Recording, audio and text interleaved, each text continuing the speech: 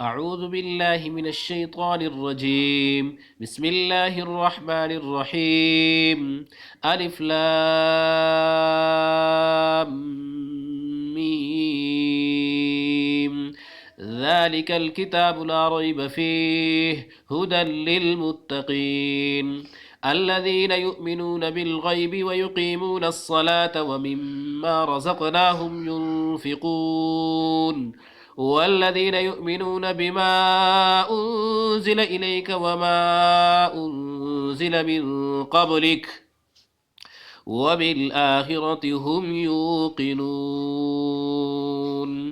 أولئك على هدى من ربهم وأولئك هم المفلحون إن الذين كفروا سواء عليهم أأنذرتهم أم لم تنذرهم لا يؤمنون ختم الله على قلوبهم وعلى سمعهم وعلى أبصارهم غشاوة ولهم عذاب عظيم.